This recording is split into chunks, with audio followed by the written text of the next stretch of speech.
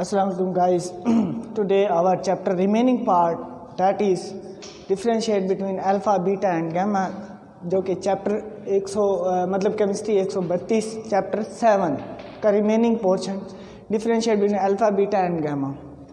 सबसे पहले पॉइंट है अल्फा रेस को अल्फा से डिनोट किया जाता है, बीटा रेस को बीटा से और गामा को गामा से डिनोट किया जाता है, जबकि इसका नेम है बीटा, इसका है गामा, इसका है अल्फा। ठीक है, अल्फा से डिनोट, बीटा से डिनोट, गामा से। सेकेंडली ये हीलियम न्यूक्लियाई होती है, ये फास्ट मूविंग इलेक्ट्रॉन होते हैं और ये इलेक्ट्रोमैग्नेटिक वेव्स होती हैं। थर्डली इन पर डबल चार्ज होता है, बिकॉज इन पर डबल चार्ज होता है प्रोटॉन की निस्बत, यानी प्रोटॉन को हम हाइड्रोजन कहते हैं, इसके ऊपर +1 का चार्ज होता है, तो हीलियम हमारे पास 2 इलेक्ट्रॉन रखता है, तो इसके ऊपर obviously H positive 2 charge develop हो जाता है इसके अकॉर्डिंग, प्रोटॉन के अकॉर्डिंग। तो इसको हम, तो इस पर डबल चार्ज हो गया। ये इलेक्ट्रॉन है, इलेक्ट्रॉन पर ऑब्वियसली नेगेटिव चार्ज होते हैं। ये हमारे पास न्यूट्रल पार्टिकल होते हैं, यानी न्यूट्रल होते हैं, तो इसलिए इसके ऊपर न्यूट्रल पार्टिकल। ठीक है जी। Thirdly its velocity is according to the speed of lights 1/10, यानी ये स्पीड ऑफ लाइट के 1/10 पार्ट के बराबर होती है, यानी इसकी वेलोसिटी। तो सिमिलरली इसकी जो बीटा है, इसकी वेलोसिटी, इट्स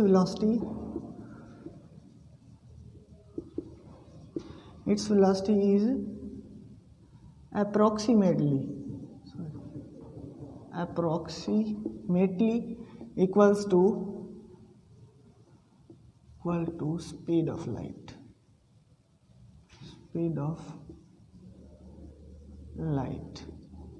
इसकी वेलोसिटी स्पीड ऑफ लाइट के बराबर होती है। अप्रोक्सीमेटली का मतलब है यानी हम अंदाजे की बात कर रहे हैं, जबकि गामा रेज जो है its velocity is equal to speed of light.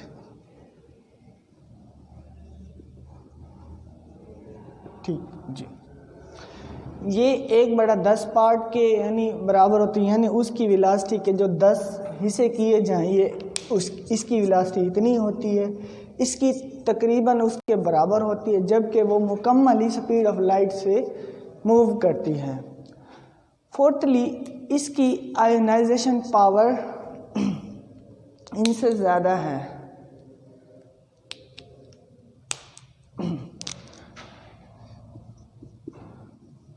Ionisation power is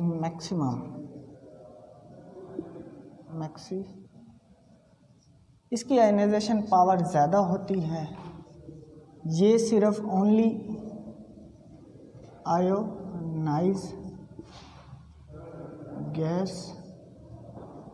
gas molecules को ये आयोनाइज करती हैं, गैस एंड एयर मॉलिक्यूल को, और इसकी आयोनाइजेशन पावर करने की सलाहियत कम होती है, यानी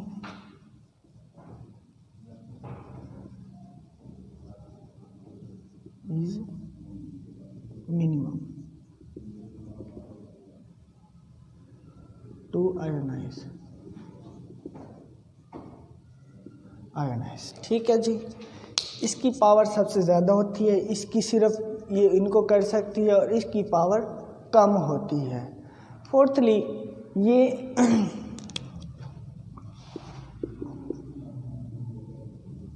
ये जल्दी डिफ्यूज़ नहीं होती, यानी इनकी नफूजी, जो डिफ्यूज़ को कहते हैं नफूजी, ठीक है, इसकी ये इसकी डिफ्यूजनेस पावर कम है, इट्स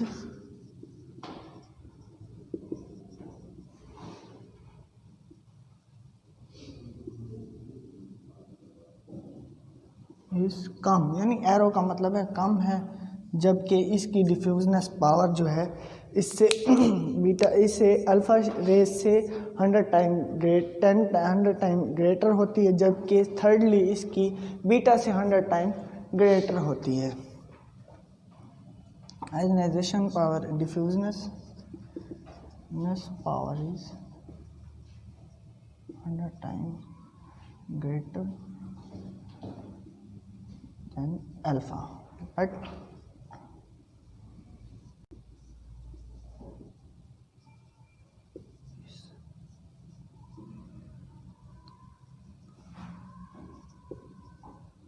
देन बीटा। ठीक है, इसकी अल्फ़ा से 100 टाइम ग्रेटर होती है, उसकी बीटा से 100 टाइम ग्रेटर होती है।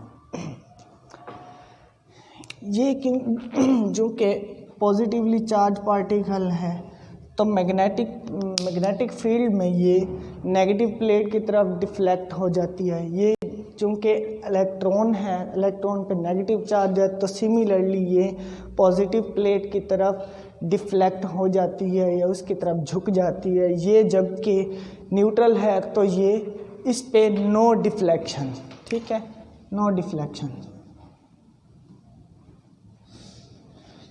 No deflection.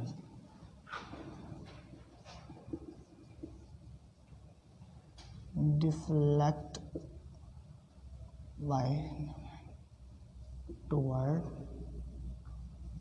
positive plate in magnetic and deflect toward negative, ये नेगेटिव की तरफ डिफ्लेक्ट हो जाती हैं। And similarly its mass is equal to helium nuclei, इसका मास हीलियम न्यूक्लियाई के बराबर होता है। ये चूँकि इलेक्ट्रॉन है इसलिए इसका मास इलेक्ट्रॉन के बराबर होता है, जबकि लास्टली इलेक्ट्रोमैग्नेटिक वेव्स होती हैं, ये बहुत ही स्मॉल पार्टिकल होते हैं, तो इनकी नो मास, इनका कोई मास नहीं होता।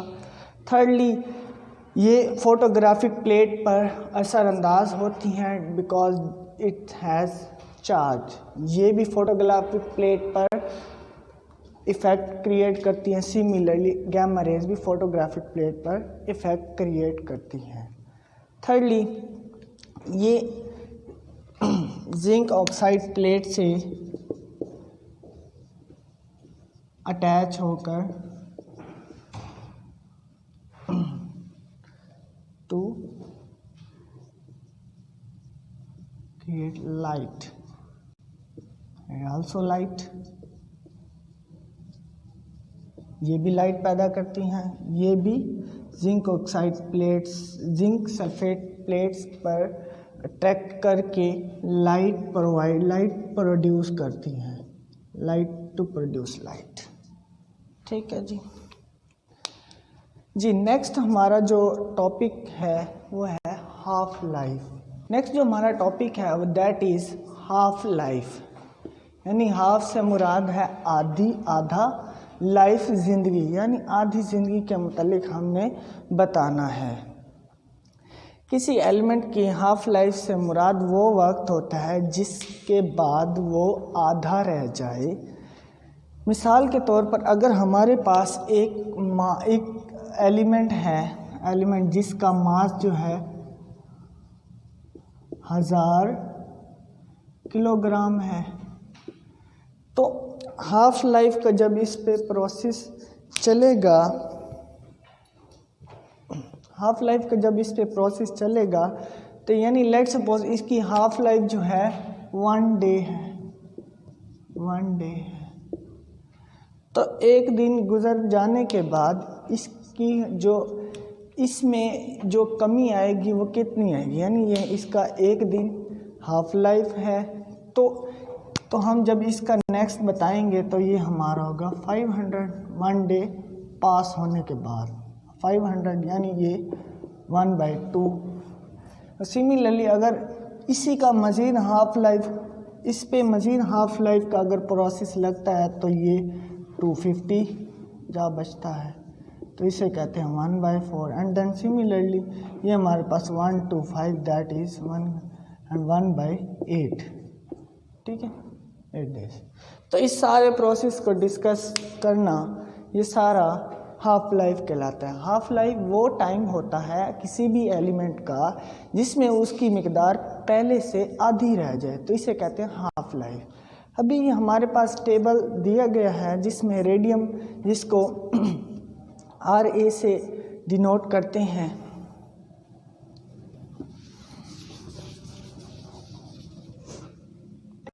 रेडियम,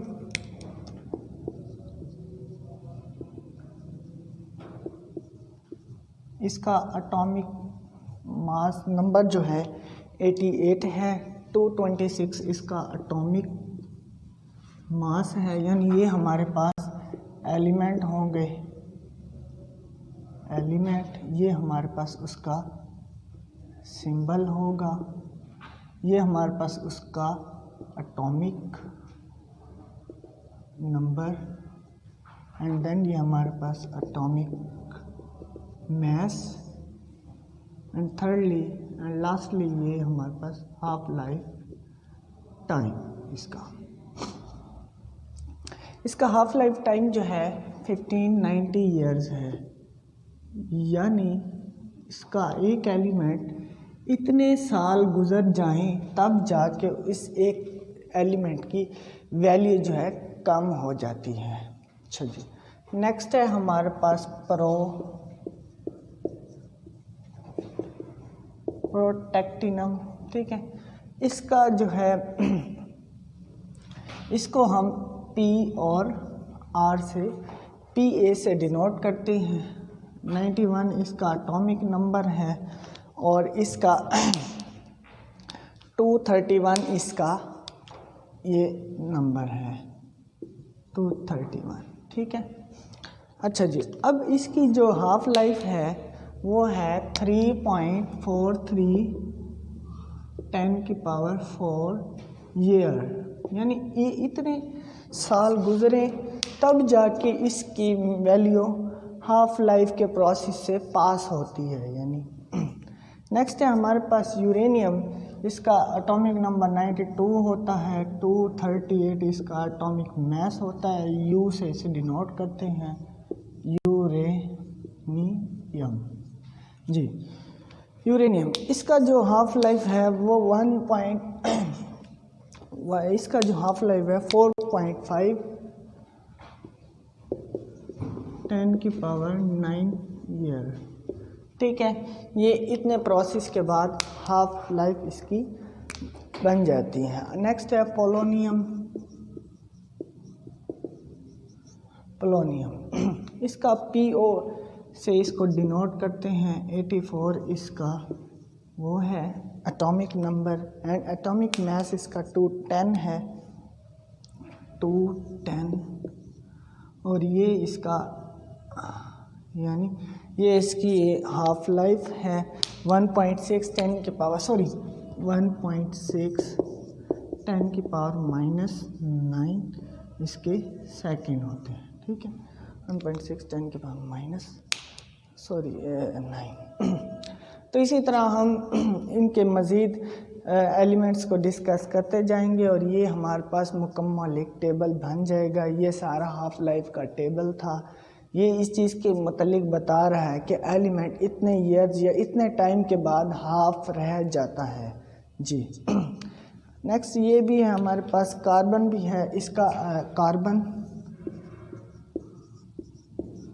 कार्बन 6 C से डिनोट करते हैं, 6, ये है 14 इसका एटॉमिक नंबर। अब हम यहाँ परेशान हो जाते हैं कि कार्बन का तो एटॉमिक नंबर 6 होता है, मास नंबर 12 होता है, तो भाई कार्बन के अंदर इसके डिफरेंट 3 आइसोटॉप भी होते हैं, C13 14 भी होता है, तो हमने इसकी बात की गई है C14 वाले की, ठीक है। तो इसका हाफ लाइफ जो है हमारे पास 55-68 ईयर, तो ये इसका हाफ लाइफ है। एंड सिमिलरली हमारे पास गोल्ड है, फ्लोरीन है, आयोडीन है, कोबाल्ट है, तो ये सारे हाफ लाइफ के प्रोसेस से पास आउट होते हैं। तो यहाँ तक हमारा ये चैप्टर जो है एंड होता है। तो उम्मीद है आपको समझ भी आई होगी।